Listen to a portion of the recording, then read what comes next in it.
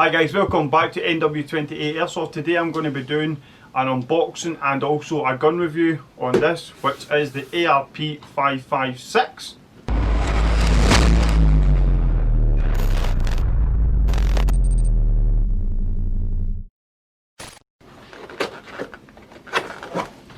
So here we are, inside the box.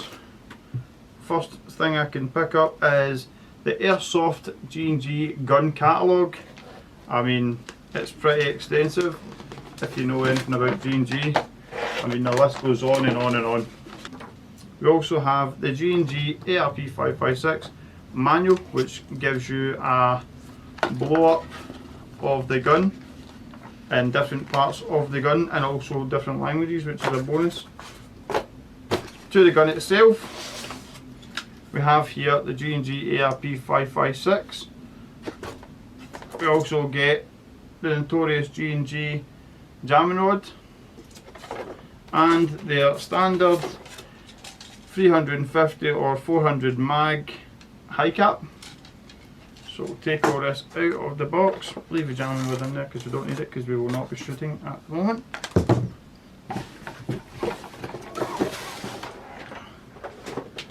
Pop that here. Okay, so here we have it. This is the ARP 556 by G&G. I mean, you got to admit, that is a pretty nice gun, man. Sleek in all ways possible. Take off the wee tag that you get with it. Don't need that. I mean, here it is. It's pretty nice. Absolutely phenomenal for your CQ based platforms if you're going to run CQB. Pop this in now. It's going to show you that there is no BBs or any in here. Let's pop it up, see if we can get a final look at it. I mean, that is pretty flawless if you ask me. Here we have the Goss V5. It is stamped here on the back of the sliding stock. It is a 2-point stock. So 1 point being fully in, second point being fully extended here, which is awesome. Pretty comfy as well. Slight bit of movement in the stock when fully extended, but that's okay. Moving down, we have a rear sling point here. That's if you're running CQB, pop your sling on. If you need to quickly switch to your sidearm, you can drop your gun on your sling point and you're ready to go. So moving on to the battery space, I have been told that the ARP9 and ARP 556 does not have large battery space. So pop off this end cap. So what you want to do is, show you that again. Pinch this, push or pinch this wee button at the top. That lifts the battery cap and exposes your Tamiya connection, your fuse and also your MOSFET. Now as you can see, there is not a lot of space down there at all. So bonus of that, there is a lot of different things, extensions, etc. I do have one here. This is ARP or ARP9 or 556 battery extension that I got from my sponsor. I will leave a link in the description below for this, but that gives me at least another good 4" to put my wire in or my battery. So when you pop on your stock, I mean, you're pretty much set, and it looks pretty sick with the copper. I'll pop that back off.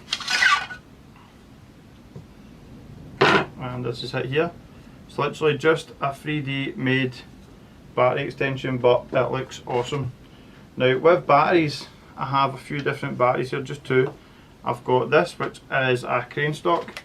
So when you're trying to push that in, you've not got a lot of space to put the cap back in.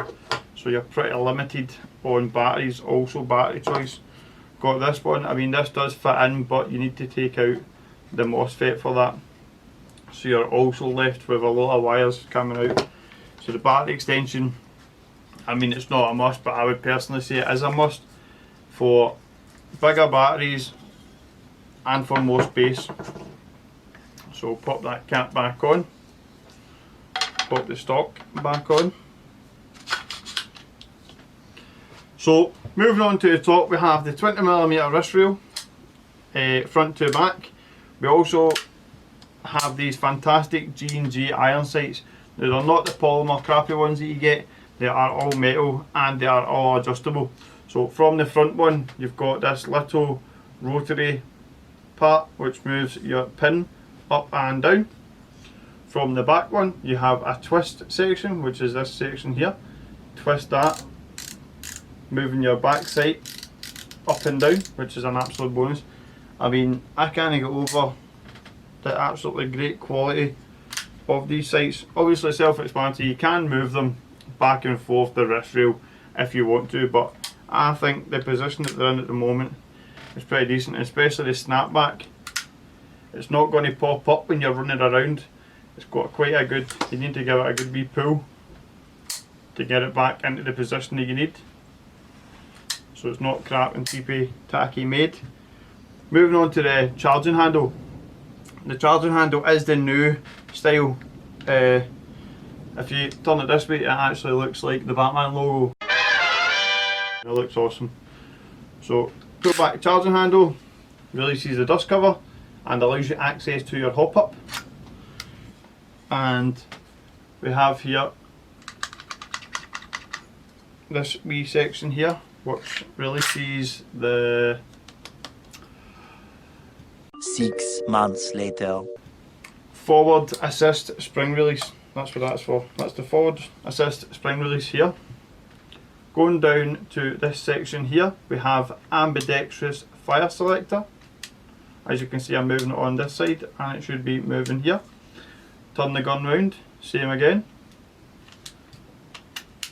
We've been ambidextrous, we've also got an ambidextrous mag release, so I'll pop that in on that side. Turn the gun round, find it. So ambidextrous fire selector and an ambidextrous mag release, which is a bonus if you are a left-hander or a right-handed. So moving down to here, we have an ergonomic pistol grip, which is, I mean, it's got some stubble, it's got a G&G logo on the bottom here, which is a bonus. Obviously the motor on the inside is just a standard long motor. To the trigger, we have a long trigger. I'm just going to call it a straight flat trigger. Normally I would call it a speed trigger, but I found out it's not a speed trigger, it's just a flat trigger. But I think it's better because obviously on the internals you've got the ETU, electric trigger unit, and the MOSFET as you've seen in the back. So it gives you a snappy response. It is a metal upper receiver and a polymer lower receiver. To the front we have this here, which is a 5-inch M-lock rail system. So if you don't have any M-lock and your other guns are wrist rail at the bottom, make sure to purchase some M-lock rail systems for your torches or whatever else you want to mount on the bottom, foregrips, angle foregrips, etc. The gun itself, as it is half metal, half polymer, it's got quite a steady weight to it. It's actually pretty even on weight. It's 2.4 kilos. But yeah, pretty good. I won't go into much detail on the internals, as when you do get the gun you will understand the internals are on point. I'm not a tech, so I don't know too much about it. I just know what I have been told about it and I have read about the gun itself. So what we're going to do is we're going to move on from this to the chrono. I will do the chrono and let you see how the chrono goes. Chrono test on the 5.56 with 6mm ammo, 0.2 gram BBs. 5 shots. 1, 2, 3, 4, 5. So just back from the chrono, we are getting around about 330 FPS on these, which are 0.2 gram BBs.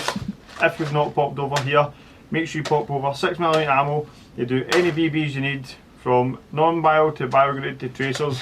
I will leave a link in the description below for their website. But yeah, 330 FPS on 0.2 gram BBs. What I'm going to do now is jump over and do a shooting / grouping test for yourselves, and we'll see how that goes. Shooting test for the ARP 556.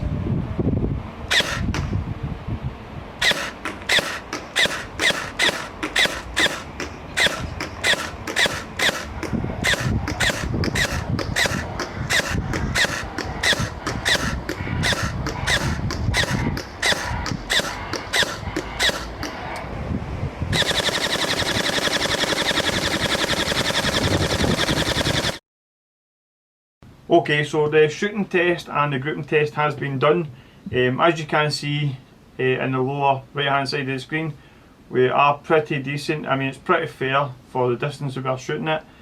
Now, that's pretty much it for this gun itself. So what I will do is I'll leave a link in the description for everything in the video, from the gun to the BBs, and also this part here, which is the battery extension. So I'll leave a link in the description for everything. Make sure you pop over to my sponsor's website, Spartan22 Airsoft, for all your airsoft needs, from guns to gear to BBs to batteries to everything you need airsoft tech wise. And also pop over to 6mm ammo for all your ammunition you need 6mm wise. Thank you guys, and goodbye.